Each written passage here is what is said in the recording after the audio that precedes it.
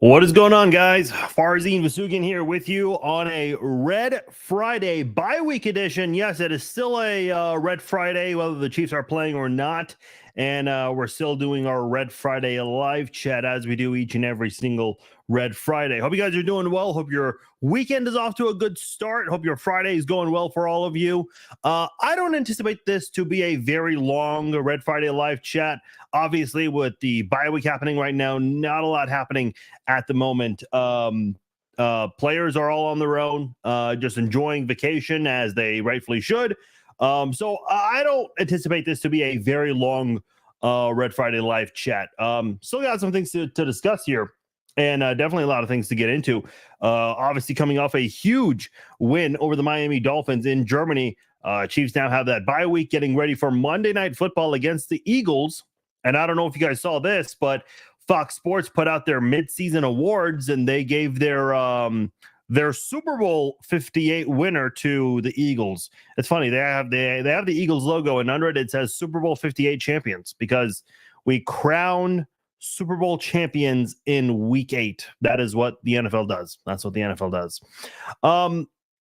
I do want to go over the Chiefs offense, because that is obviously the thing that everyone's talking about with how this offense has been, the ups and downs.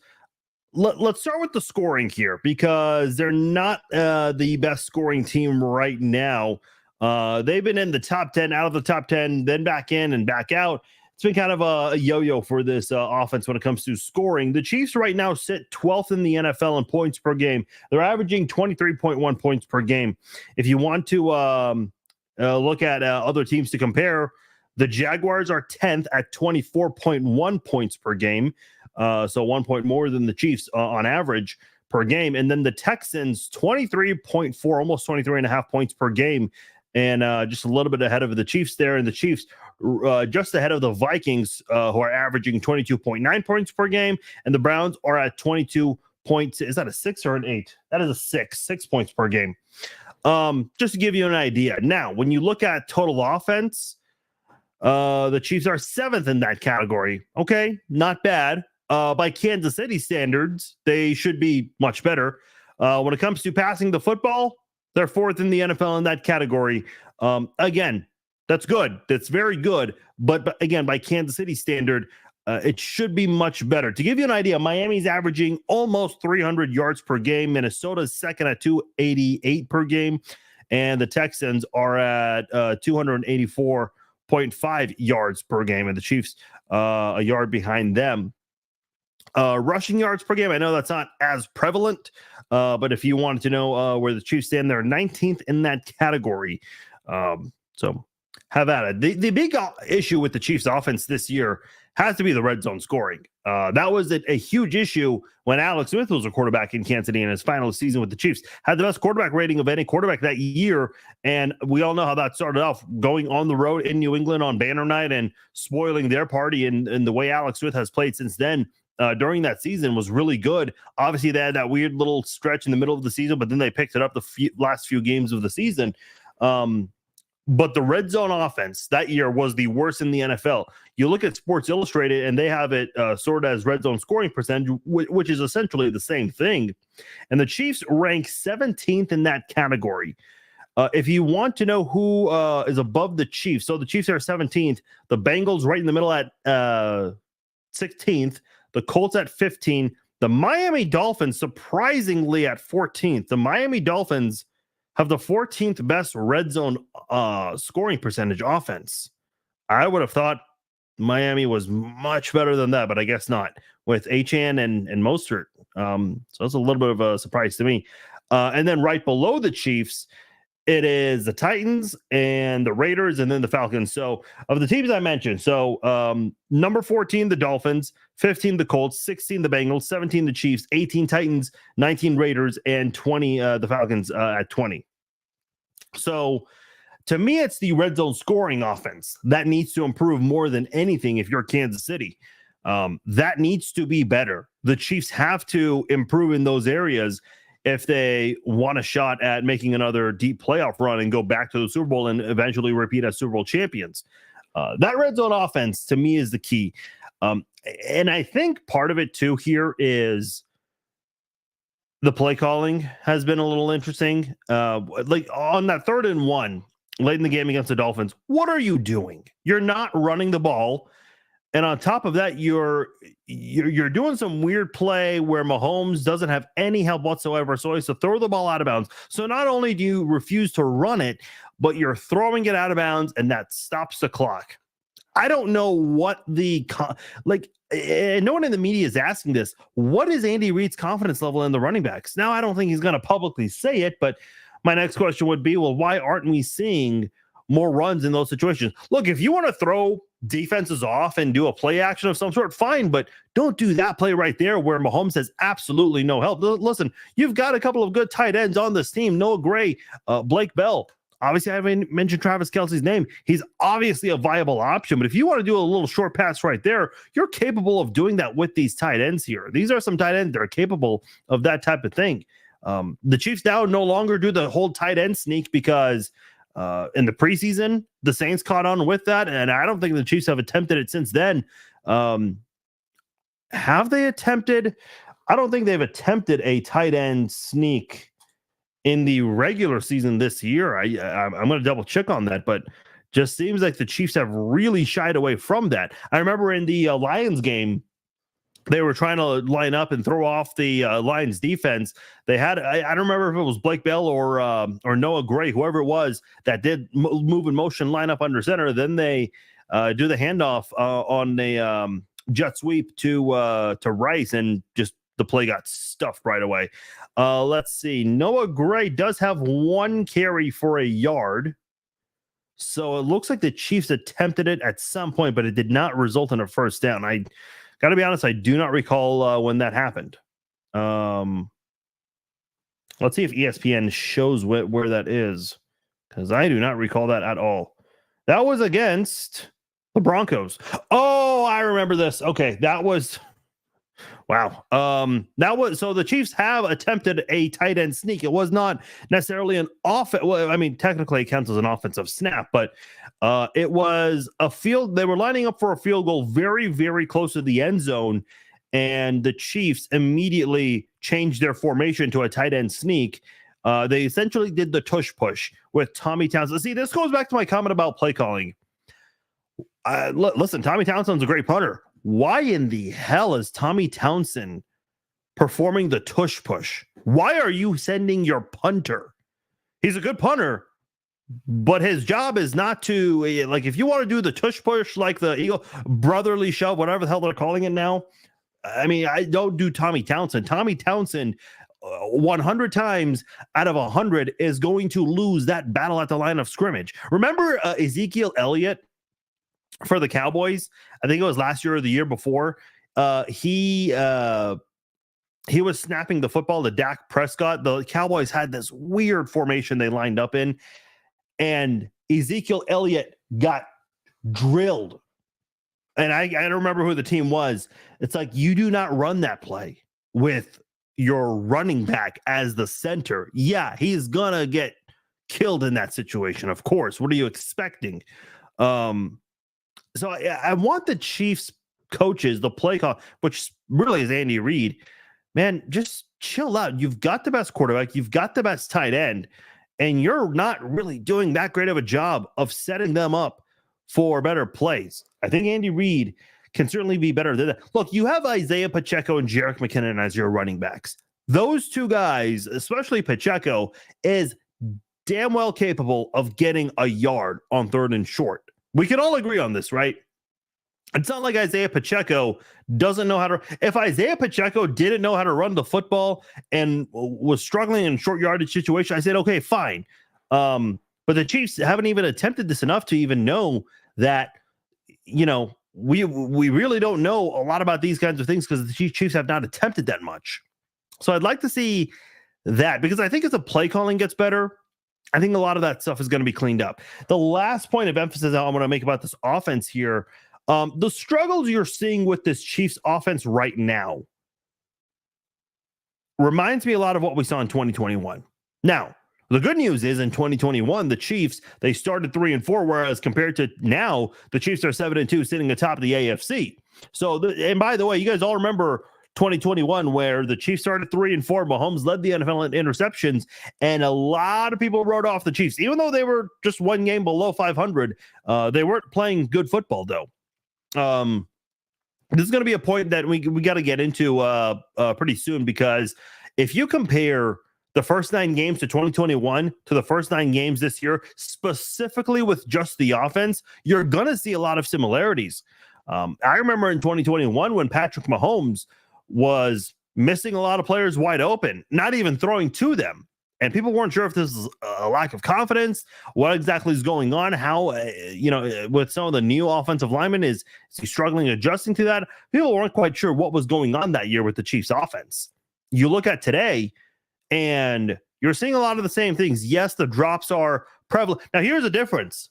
In 2021, who was guilty of the drops? A lot of them were by Tyreek Hill and Travis Kelce, but you still relied on them more because, for crying out loud, their names are Tyreek Hill and Travis Kelce.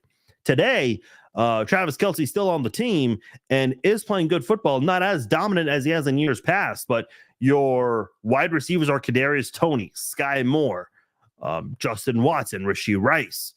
You don't have those solid, reliable names at wide receiver. The Chiefs are still trying to find their identity in the passing game, specifically with their wide receivers. They haven't really had that yet. So here's my point in bringing all of this up. To me, I'm trusting this offense. Unfortunately, they didn't go out there and get anyone new at the trade deadline. They did bring back Mecole Hardman. We'll see how much of a difference that will make. So far on offense, we're not seeing a lot of changes there, but I think, to me, if your head coach is Andy Reid, you got to learn from your mistakes. If you're Patrick Mahomes, you got to learn from your mistakes in these 9 games.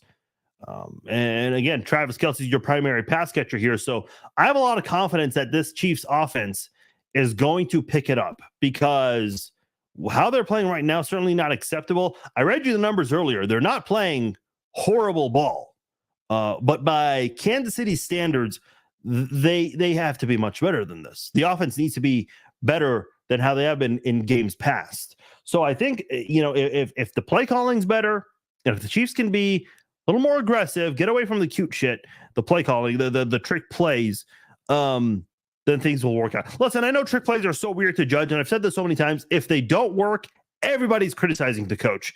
If they work, everyone's talking about how ballsy and gutsy that coach is and how awesome the players are for executing that trick play. So trick plays are always very, very interesting too. And by the way, Michael Pirine got his first carry in the game. By the way, everyone's been chanting for Michael Pirine to get elevated to the 53-man roster, and he does. He gets a carry, and I'm seeing people online say, why are you giving the ball to someone who had not touched the ball all season? We wanted him, and now we don't want him. I don't get it. I don't get it sometimes. By the way, keep the comments coming. If you guys have any questions, comments, whatever you want to talk about, let me know your thoughts. I'll get to them shortly. Hey, we got a solid crowd for a bye week. I was anticipating just me talking to myself, like I always assume I'll do each and every single week. Let's talk about the defense shortly, and then I'll get to you guys' comments. Obviously, the Chiefs are playing great defense this year. You cannot ask for anything better from the Chiefs defense. They're the second best in points allowed per game at 15.9. Baltimore is at 13.8. They've got the best in the NFL right now. And when it comes to total defense, the Chiefs are number 4 in that category. And when you look at passing yards they've allowed per game, top 5 in that category, exactly number 5. Rushing yards allowed per game, that's a little bit of a weakness there for the Chiefs. They're 16th in that category. As a matter of fact, you saw the Dolphins utilizing the rushing attack more towards the end of the game there. Running is easier to do in the fourth quarter a majority of the time, no matter how good the defense is. A majority of the time. Keep that in mind, because defenses get tired. Time of possession always benefits an offense far more than it does a defense. So it's a lot easier to run the ball against defenses late in games. And some teams have tried to do that against the Chiefs. And that was about to work. for the Dolphins. Fortunately, the Chiefs defense made some key stops and had a little bit of luck on their side with Tua fumbling the snap. And the Chiefs came away with that win there. But holding the Dolphins to 14 points, and by the way, I would argue that 7 of them, mental mistake there by Chris Jones. Really, one of the very, very few issues I've had with this Chiefs defense was that stupid mistake there that Chris Jones, has got to be better about. He's made that mistake in the past too. So the Chiefs definitely need to do a better job of addressing that with him. But ultimately, the way I see it is you gotta be better in those situations. So what if Jack Johnson talks shit to you, man? This is football. Go hit him. Obviously, within the rules, go hit him on the next play, man. Someone talked about your mama or your girl, and just hit him on the next play. This is football. I just don't understand why athletes feel the need to get physical at times in unnecessary moments when they know they're going to get penalized in these situations. So the Chiefs did a really good job against this Miami offense. No one's been able to silence this Miami offense the way the Chiefs have. This was, listen, we've been wondering all year long, is the Chiefs defense for real? Well, they did pretty damn well against Jacksonville, silencing them in the red zone. I think it was 0 for 7, if I recall correctly. And then you look at the Chargers, who are a good offensive team, and the Chiefs shut them down in the second half. And then this Dolphins game, obviously, the big one here, holding them to 14 points. No team has been able to do that. Yeah, the Broncos scored 24, but how much of it was really on the defense? When your punt returner is fumbling in his own red zone, yeah, of course the defense being forced to come right back out. No defense is going to be okay with that, especially late in the game. Chiefs just turning the ball over, that's never going to help a defense. And for them to hold the Broncos at 24 is still good. My only fear about that game, like, what if that was an actual good offense there? You would probably see more points on the scoreboard there. But this Chiefs defense, man, they've played against the best offense. Still got some good offenses ahead of them to play. But man, they've been doing very well in that category. I'm happy with the defense, the way they've played. And I anticipate they'll continue to play some good football down the road. Nick Bolton has missed a few games this year, and even then, the Chiefs are still playing great defense. Wait till Nick Bolton comes back in December. This Chiefs defense is going to get better. I'm very excited about that. All right. Brad says Chiefs badly need a number 1 wide receiver. Can't rely on Kelce. Yeah, even then, though, Kelce has not necessarily been he hasn't been Kelce the last couple of games. Joe's asking, will Rice be the number 1 receiver? That's a good question. I mean, who got targeted more? Let's look at the last 2 games real quickly, because I don't know if anyone's been targeted more than Rice, and if they have been, it hasn't been that much more. So in the Dolphins game, who got the most targets? It was Justin Watson, which isn't a surprise to me, because I think Watson and Rice are your 2 most reliable receivers. Rice only had 2 catches for 2 targets, led to 2 catches, 17 yards and a touchdown. That was obviously the first touchdown of the game.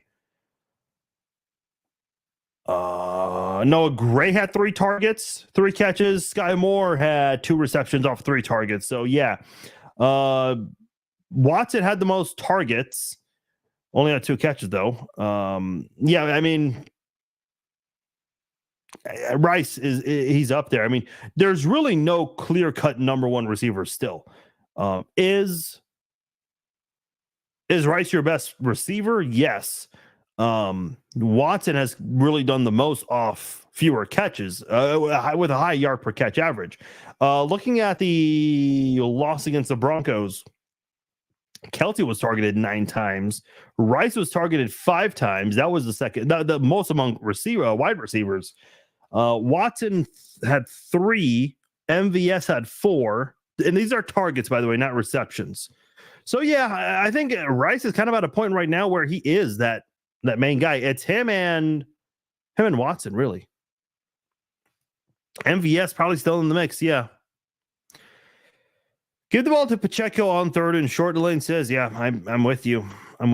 Monica says, makes no sense to at all not to run the ball. Yeah, it's just weird too because you have, yeah, see Joe saying it too.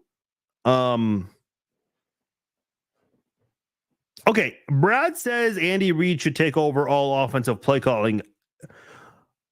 I mean, is he not?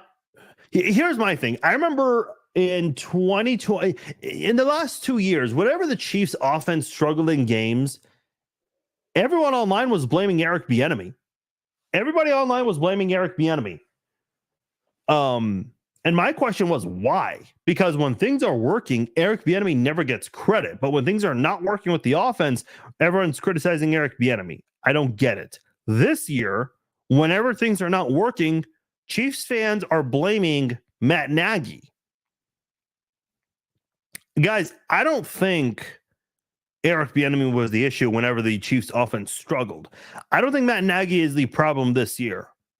I still think this is Andy Reid calling the plays. And look, I know there's always been the question, well, who is calling the plays? Because if you look in between plays last year when Eric Bieniemy was on the team and in years past, in between snaps, sometimes they'll show coaches on the sidelines. They'll show the coordinators. And sometimes you would see Eric Bieniemy holding the play sheet, covering his mouth and calling a play. So again, I don't know. I mean, I assume he's calling a play. What else is he doing talking all that much? But I think primarily Andy Reid's the guy. That's just what I think. So my point is, I don't think Matt Nagy is really the blame for the offensive struggle this year. It's Andy Reid. We've seen it in years past. So that's just what I think. I'll tell you the truth. Jalen Hurts squats like 900 pounds, strongest guy on the team when it comes to the legs. That's the tush push. Yeah, I suppose. And they were talking to Jason Kelce about that last night on the broadcast too. It's like, dude, you're on the bottom of every single one of those damn piles. If you watch the Kelce documentary, he talks about how he has arthritis in a lot of places in his lower body. Yeah, I believe that. All the pain in his body, I believe all of that. Especially when you're on the bottom of so many of those damn tush pushes, all those piles. By the way, quick reminder, Tuesday, 7 o'clock Central Time, please come to the Facebook page. There will be a live podcast. We're still going to do our pregame podcast Wednesday nights, but Tuesday, 7 o'clock Central Time, we do have a very special guest. I'm not going to say who it is. You're going to have to tune in live to hear it, or just wait for the podcast version to come out. But I would love it if you guys did listen live. Definitely would make it more special. So Tuesday, 7 o'clock Central, put it on your calendar. Nagy don't like running the ball. Nagy's, more of a QB guy, being a quarterback's coach. Bieniemy always wanted to run the ball. that guy is a former running backs coach. So. And it's just harder for running backs coaches to get opportunities. I know LaShawn McCoy, he's always gotten on EB about this, but he did say, look, part of the reason why he may not be getting a head coaching job is because he's a running backs coach, and you don't see a lot of run first teams anymore in the NFL, which, okay, I can understand that, but I think overall body of work, man, I don't know. I just don't like it. Bobby says, do you think they run the shotgun too much and not the direct snap run? I don't have an issue with what they're doing with the shotgun. That's what they've been doing for a long time since Mahomes has taken over. And they even did some of that with Alex Smith. So, and that's really where they've had a lot of their success too. And, not that I know we're getting too detailed on X's and O's, which is not my thing at all, but just using logic here, I would kind of prefer that with Patrick Mahomes because he can see the offensive line a little better. And if any of them blow their assignment and let a defensive player slip by, kind of gives him a little time, not ample time, but enough to get rid of the ball if he needs to. So Samuel says, who do you see the Chiefs playing in the AFC? Samuel's one of the very few cool Raiders fans on here. Sam, you got to get Raider Nation to behave more like you. I know Samuel's going to give me shit whenever his time comes, whenever his team picks it up. Who do I see the Chiefs playing in the AFC title game? Either the Ravens, definitely not the Bills, but unless there's a miracle that happens there. I'd be thrilled to play the Bills. I mean, sure, yeah, they would get that far, but I still don't know if you can trust Josh Allen with his turnovers. Possibly the Bengals. I'm trying to think of I want to say the Jaguars because I do think they're a much better team than they were a year ago today. A year ago today, they were dead in the water. A lot of people thought this team was done. What was their record? 3-6, I think, after 9 games. A lot of people thought the Jaguars were done, and they go on that crazy winning streak to win their division and even come back in that Chargers playoff game. So my 3 would be Ravens, Bengals, and Jaguars in that order. Now, the way I know it's obviously early, but the way the AFC playoffs stand, the Bengals would visit the Ravens. So if the Bengals were to win that, then they would visit the Chiefs for the divisional round. And if the Ravens win, they go elsewhere. The Chiefs would get the other low-seeded team. All right. Let's see. Still love the strip ball on Tyreek Hill. Yeah, that was awesome. That was really good. Our defense is awesome. Yeah, this is a pleasant surprise for sure because even the game that Chris Jones did not play, the Chiefs defense played very well. Oh, by the way, I forgot to mention this whole thing with the defense. Whenever they allow 20 or fewer points per game, they win. Whenever they allow more than 20 points per game, they lose. Now, again, I understand the pick 6 in week 1 obviously was not on the defense. That was on the offense. But as a team, they allowed 21 points. So the secret recipe, I guess, if you want to win, hold your opposing offenses to 20 points or less. Price is happy Veterans Day to all former and current service member. Hell yeah to that.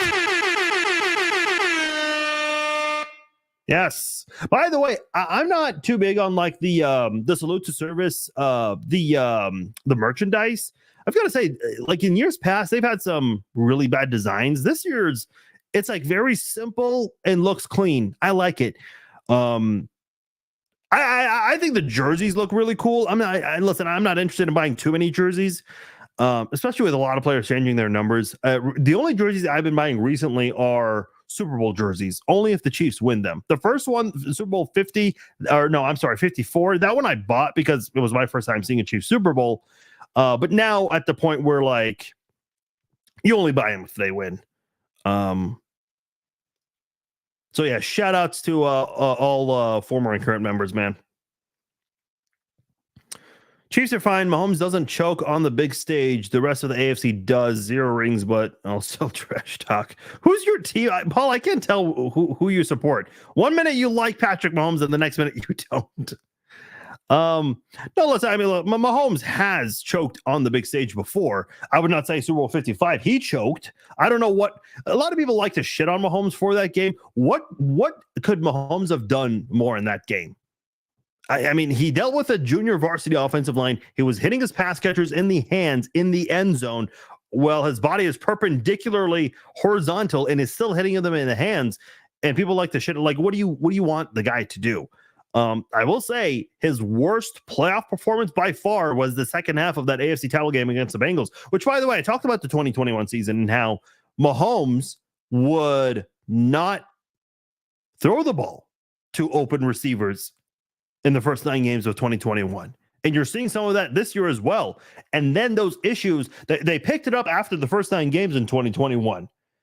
But in the AFC title game that year in the second half, that came back, man. And that led to a lot of people accusing Mahomes of throwing the game. I think I saw Patrick Mahomes' stepmom, Pat Mahomes Sr.'s wife. I think she posted something on social media lashing out at people who think he was throwing the game for whatever reason. How come we run the ball on first down every time? Do we? I don't think I do think we are running more this season. I can't say I've noticed that we run every time on first down. I certainly won't complain about that because we, as fans, we have been complaining that the Chiefs don't run enough. So yeah, let's see more of that. How about that sucky game last night? Jason Kelce talking football, say the game. Yeah, Jason Kelce. Yeah, hey, shout out to Amir Smith-Marset. He had a really cool return, man. I'm happy for him because he was complaining recently about getting overlooked and whatnot. So I'm glad to see him. I hope he gets more of an opportunity. Yes, Layla, thank you. Tuesday night, 7 o'clock Central Time. Please be on this page. And if we don't go live right away at 7, please give it a few minutes. But trust me, you got just tune in. I really hope you like it. Everything is scheduled as planned. I'll just hope everything goes as followed, as expected. I think so. If the wide receivers can play better, yeah, the offense as a whole will play better, and then you're going to have this balance. You're going to have a great defense and a great offense. Yeah, and Mahomes did make that promise in his interview with Peter King, saying we're going to fix this offense. So, hey, listen, your quarterback's Patrick Mahomes. You got to trust that. Yeah, that should be a really good one. Listen, last night's came down to it wasn't horrible. It was listen, these like low scoring sloppy games. I said this last week. They're low scoring sloppy games, and then the last 2 minutes they're actually kind of fun to watch. Gets a little interesting. Mahomes is the leader on and off the field. Love his work with the charity. Yeah. Obviously doing big things with 15 Mahomes. The foundation gala was last night, I believe. So that was pretty cool.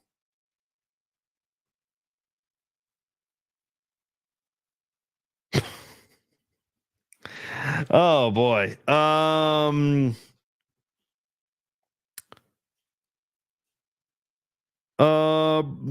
not answering that, Jimmy. Come on. Listen, not that this is a huge deal, but listen, Jimmy, you're funny for that. You really are. But I do know that the Mahomes family, they have seen and commented on a couple of posts. They've liked a few posts. I've noticed that. So there are, I don't know if they follow me per se, but I know they're aware of this page. They've certainly engaged with posts on this page. So I don't want to answer that kind of shit. All right. With that said, I'm going to get out of here. I said this would be a shorter Red Friday live chat.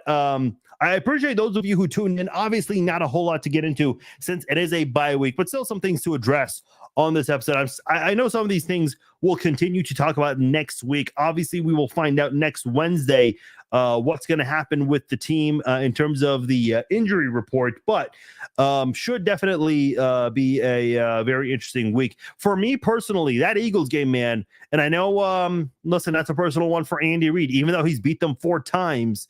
I think the fact that he was let go and all of that, and Brad Veach said it in an interview once, like it's still personal to him.